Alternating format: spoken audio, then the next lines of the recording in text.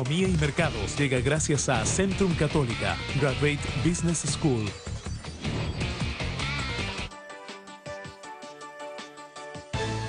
Muy buenos días. Esta mañana en el segmento Economía y Mercados vamos a hablar de la fiebre impositiva de nuestros días.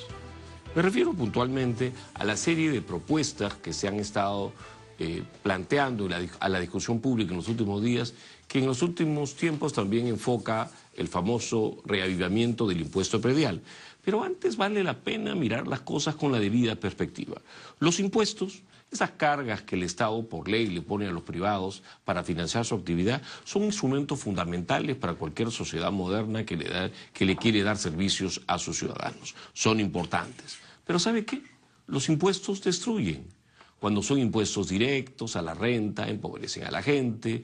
Cuando son impuestos indirectos, el IGB hace que la oferta tiende a ser menos competitivo. Por eso ellos deben ser manejados técnicamente, no deben ser introducidos entre una carrera por recaudar más. Tienen efecto sobre la competitividad. Si queremos pasar la crisis de estos días con mayor exportación y atraer más inversiones, tener una estructura redundante, pesada, inestable, sería un error garrafal. Además, los impuestos tienen historia. Todos nos acordamos de Herodes, este gobernante judío que tuvo un final terrible, fue asesinado por una turba dirigida por su hijo. Y no lo mataron por ese enojoso asunto de mandar matar a los niños. Eso se lo perdonaron. Lo mataron porque subió impuestos. Y subir impuestos es algo bastante impopular. En estos tiempos, ¿qué está pasando en materia tributaria?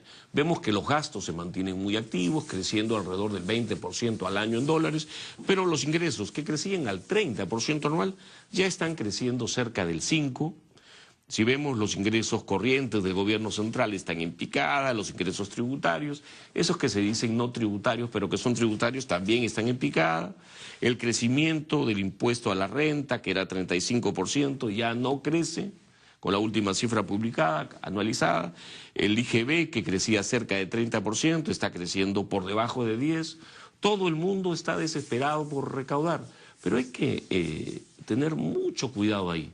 La SUNAT está haciendo su trabajo diligente cuando, aplicando el nuevo cambio legal, está persiguiendo hasta la ilusión de pago tributario, se están mandando cartas a todo el mundo y ahora le ha salido un competidor.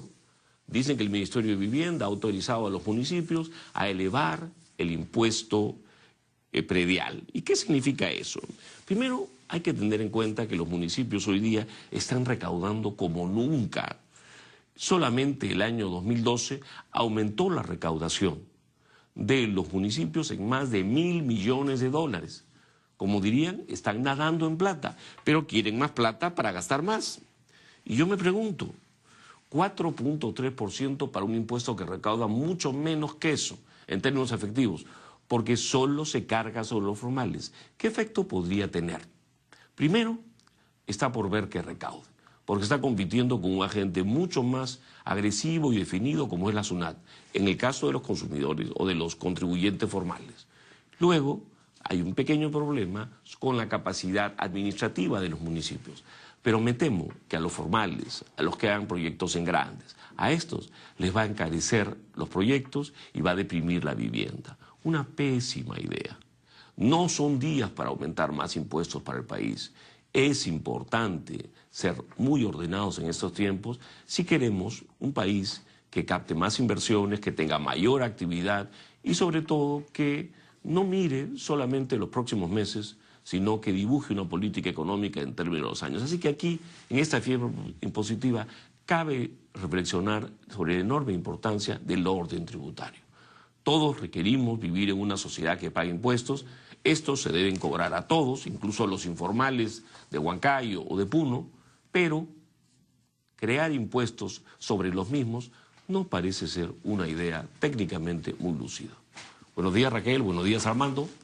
¿Qué tal, Carlos? Bueno, la verdad que es un tema el que trataste ayer, pero la ministra de Comercio Exterior ha hablado de que no existen tales trabas, que el problema de la baja de nuestras exportaciones es básicamente problema de precios internacionales de mineros. Invitemos a los miembros de las cámaras de comercio para ver la cantidad de trabas que hay, por ejemplo, para un desarrollo mucho más agresivo y más competitivo del TLC con los Estados Unidos.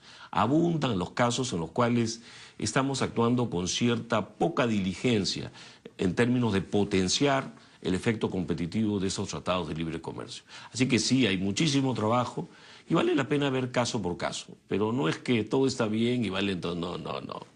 Los TLC, sí es cierto, tienen efectos de largo plazo, como todo lo bueno. ¿Pero han ayudado en algo hasta el momento?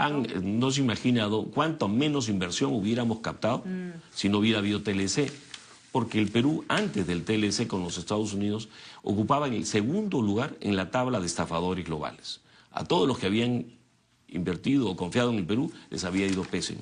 ¿Por qué captamos inversión hoy día? No solo por el capítulo comercial, sino por el capítulo de inversión del TLC.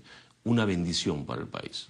Bien, muchas gracias. Muy buenos días, y este fue el comentario del día de hoy en el segmento Economía y Mercados, en esta más que fría primavera.